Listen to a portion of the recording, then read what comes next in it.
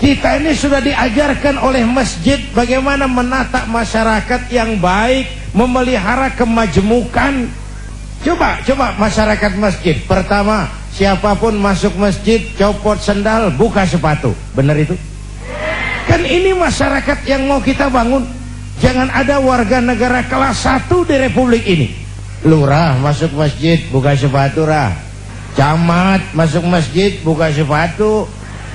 Itu Pak tuh yang ngomong tuh. Enggak, mat. Tapi yang penting kemajmukan. Kalau sudah masuk ke masjid, sholat berjamaah, nggak pernah kita usil dari mana orang datang. Yang penting kemana dia menghadap. Inilah komitmen keindonesiaan. Coba masyarakat masjid. Lo dari mana? Dari kidul, Mang, madep ngulon. Lo dari mana? Dari wetan, madep ngulon. Lo dari mana? Dari kulon, madep ngulon juga lo. Kita ini bineka tapi tunggal. Kita ini beragam, tapi oleh Islam memperkuat semangat nasionalisme ketika Rasul mengajarkan hubbul watan minal, cinta tanah air bagian dari iman. Lah tanah air kita bukan Arab Saudi, bukan Palestina, bukan Aljazair. Tanah air kita Indonesia. Mencintai Indonesia bagian daripada iman. Saya belum pernah melihat suatu agama mengajarkan begini luhur. Cinta tanah air bagian daripada iman. Bagaimana agama mendorong mengentalnya semangat nasionalisme. Bapak Ibu hadirin yang saya hormati, oleh karena itu Islam harus kita terjemahkan dalam skala yang rahmatan lil, mulai sesama makhluk manusia, baik kepada makhluk Allah di luar manusia. Sekarang ini kan alam kurang ramah dengan kita karena kita juga tidak ramah kepada alam. Bu, yang gampang deh nih, ya pakai bahasa Ciganjur, Bu. Satu hari kampung saya kebanjiran, air masuk ke rumah. Saya ribut, ini masih zaman ada engkong saya. Engkong, tahu engkong? Kakek. Saya teriak, "Kong, banjir, Kong." Kata engkong saya, "Biarin, bukan salah air. Habis salah lo." Salah kita bagaimana, Kong? Lo tempat air lo tempatin. Yang punya datang pan kagak ngerti. Tempat gua di sini kenapa ada lo? Bu, engkong saya nggak makan bangku sekolahan. Tapi wise, berpikir pada tatanan keseimbangan. Air kan bukan musuh, air pan teman kan kudu punya tempat. Nah kalau tempatnya kagak punya, apa dia nggak ngayap masuk ke rumah kita? Air kasih tempat. Bapak Ibu dan pemirsa TV One yang saya hormati, watak pokok dari Islam adalah rahmatan lil, rahmat bagi alam semesta jagat raya.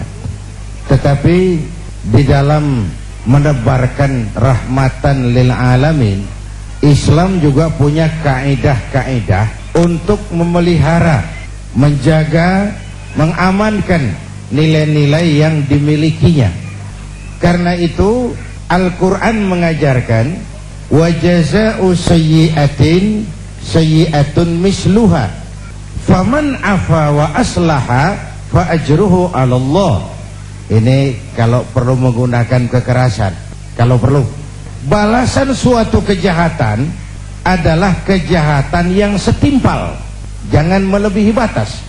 Tetapi siapa yang memberi maaf dan mencari jalan damai, itu lebih disukai Allah, dan itulah yang akan beroleh pahala. Jadi coba lihat konsep perdamaian dalam Islam. Dipersilahkan manusia jadi manusia, tapi diberi peluang jadi malaikat. Jadi yang luar biasa. Kalau kamu nggak salah ditempeleng, tempeleng lagi dia. Sekeras dia menempeleng kamu, itu manusiawi. Tapi kalau mau jadi malaikat, faman afa wa aslaha, siapa yang memberi maaf dan mencari jalan damai, itu yang terbaik, dan itu yang beroleh pahala. Bu, nggak salah sih orang nempeleng kita, kita tempeleng lagi. Sekeras dia nempeleng kita, itu manusia namanya. Tapi kalau mau jadi malaikat, maafin, Bu. Kalau ibu berbuat baik sama orang baik, kan seri aja itu mah. Emang kudunya begitu. Hei. Emang kudunya begitu. Nah, Bapak Ibu hadirin yang saya hormati, sebagai muslim kita punya keyakinan Islam adalah agama yang benar.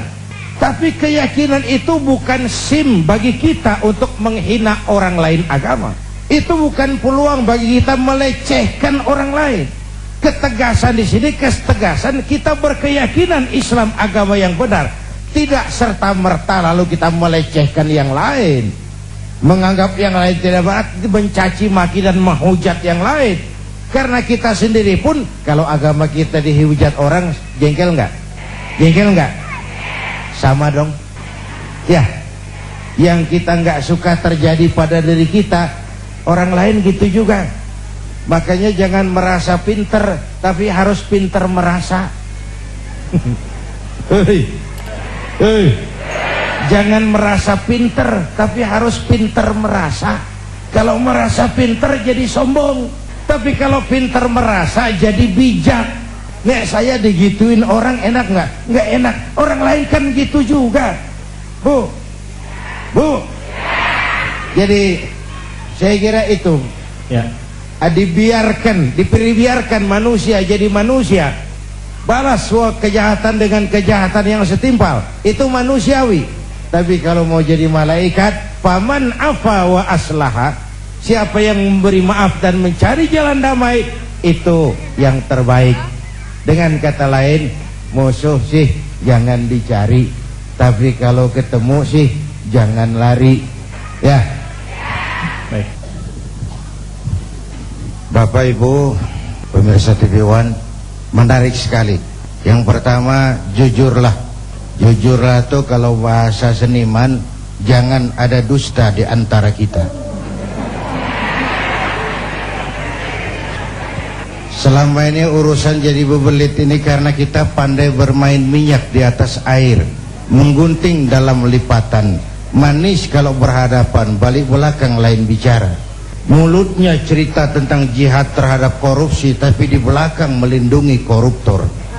Itu kan ada dusta di antara kita. Sederhana pesan Gus Dur, jujur. Dan kejujuran itu dimulai dari diri sendiri. Rasul mengajarkan, ana awwalu wajibin ala ma amartukum bih. Apapun yang aku perintahkan kepadamu, aku pelaksana pertamanya. Maka perintahnya berwibawa, ajarannya diikuti orang karena beliau menggunakan prinsip ini. Lidahnya adalah hatinya, ucapannya adalah perbuatannya.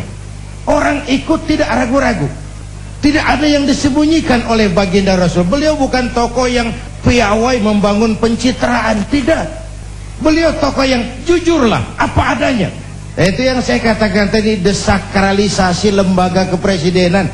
Presiden bisa dijangkau siapa saja. Desakralisasi istana negara, istana bisa dimasuki oleh rakyat yang bagaimanapun saja. Ya Bu?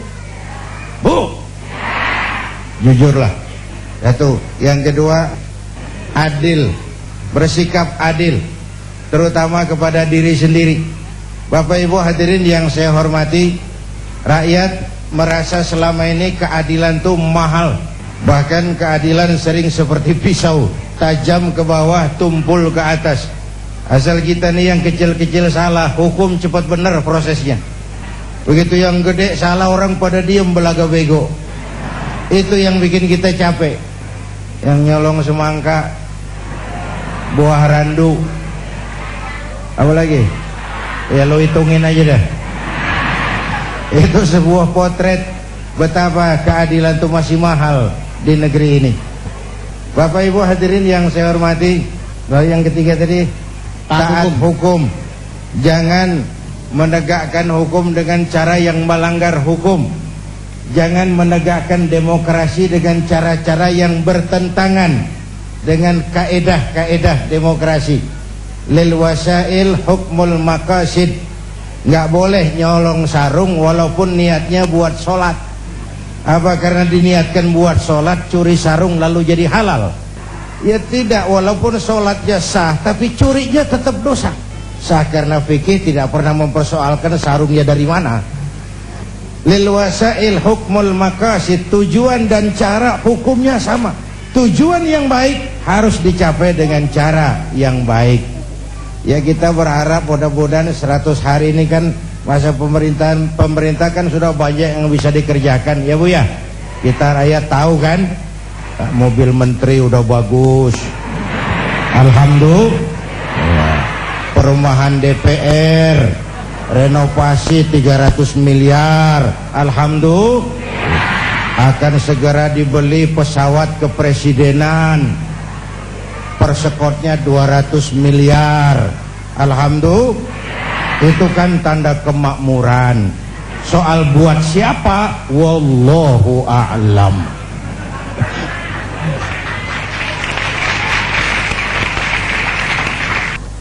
Bapak Ibu hadirin, saya mulai dulu dengan masalah pemimpin.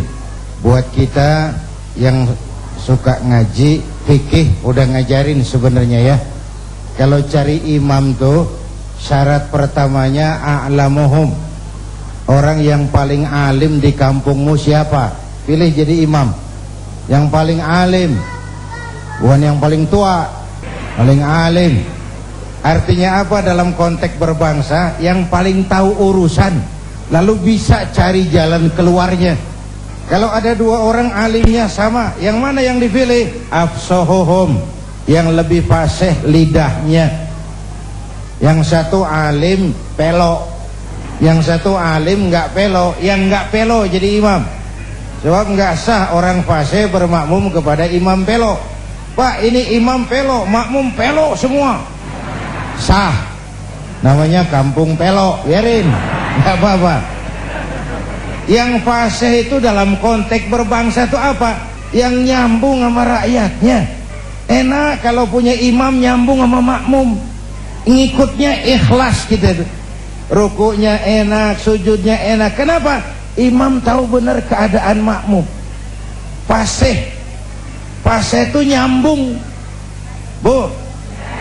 Makanya Rasul ajarkan, idza amma ahadukumun nas falyukhaffif. Kalau kamu jadi imam, ringankan sholatmu, jangan terlalu panjang kalau jadi imam. Kenapa? Makmum nggak sama kekuatannya. Ini makmum nggak sama kekuatannya. Ada makmum yang tua rentak, diri aja udah gemeter. Ada makmum yang punya darah tinggi, kalau sujud kelamaan palanya sakit. Ada makmum yang udah janji habis sholat mau terima duit. Bayangin kalau imam kelamaan. Ini nggak fasih, nggak bisa tahu keadaan makmumnya. Bu, tahu persis keadaan rakyatnya. Jangan udah sholat isya berjamaah, rakaat pertama selesai Fatihah, Yasin. Ini imam nggak aspiratif ini. Makmum ikut sih ikut, tapi ngancem.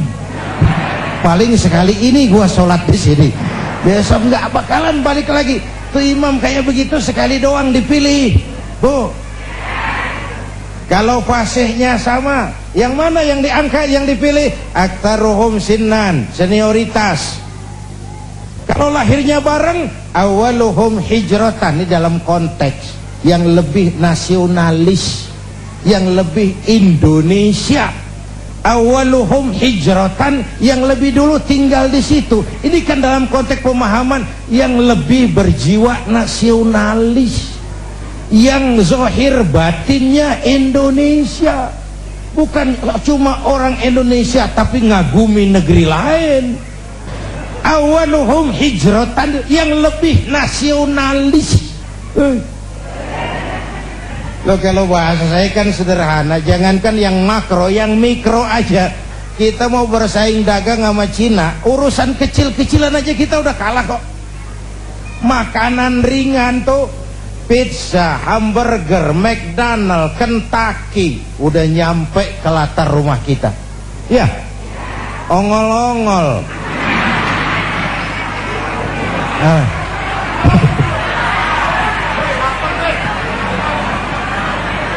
Janganlah bicara nasionalisme yang makro membumbung, yang mikro-mikro aja kita sendiri sudah lentur dan luntur. Jadi memang konteksnya cari pemimpin itu yang lebih nasionalis, awaluhum hijratan, yang lebih dulu tinggal di situ, dia lebih paham lingkungan.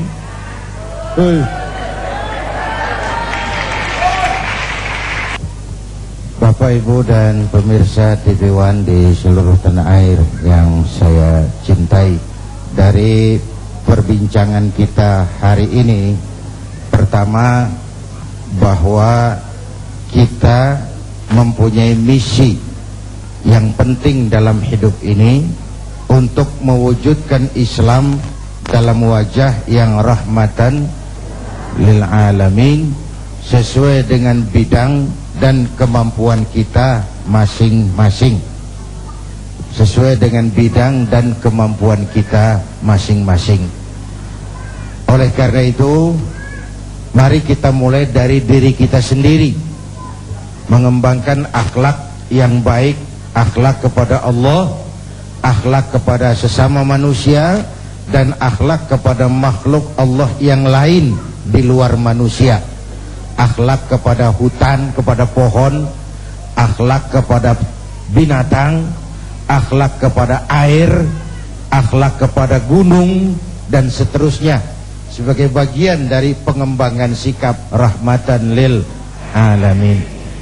Akhirnya kita mohon pertolongan Allah, mudah-mudahan bangsa ini diberi jalan keluar dari berbagai kesulitan, diberikan pemimpin yang adil, yang taat kepada Allah dan Rasulnya, dan sayang kepada kita semua.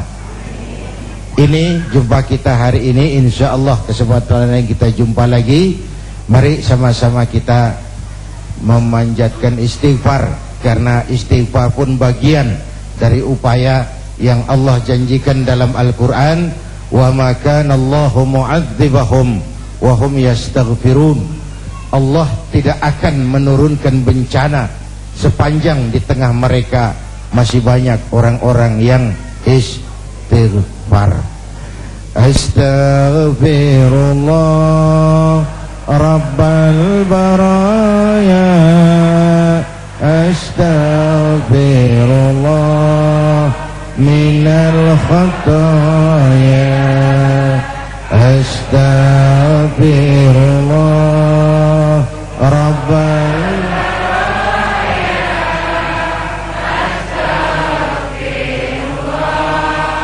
minal khataya, dalam surat Al-Hujurat ayat 13 Allah berfirman, hai manusia, sesungguhnya kami menciptakan kamu dari seorang laki-laki dan seorang perempuan, dan menjadikan kamu berbangsa-bangsa dan bersuku-suku supaya kamu saling kenal.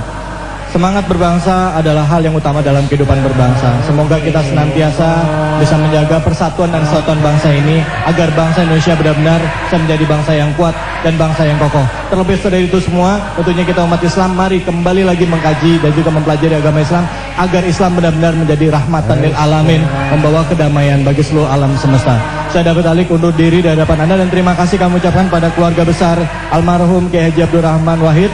Terima kasih pada Bapak Masdar Farid Masudi, dan juga terima kasih Bapak Lukman Hakim, terima kasih pada Bapak Nur Mahmudi Ismail. Terima kasih pada pemirsa. Kami mohon maaf jika ada kekurangan dan kesalahan. Minggu depan kami akan disiarkan langsung dari Rutan Pondok Bambu. Wabillahi taufiq wal hidayah. Wassalamualaikum warahmatullahi wabarakatuh.